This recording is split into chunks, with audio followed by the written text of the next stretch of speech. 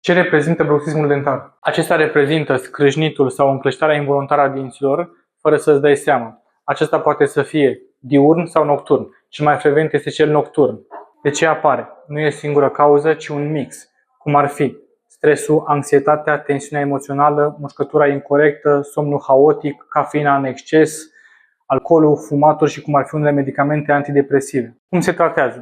Cu ajutorul gutierei de protecție, care se poartă noaptea, este o gutieră personalizată făcută de către medicul stomatolog, previne presiunea în articulație, protejează dinții, relaxează musculatura și previne presiunea în articulație. Programează-te la Acumed pentru o consultație și pentru un tratament personalizat.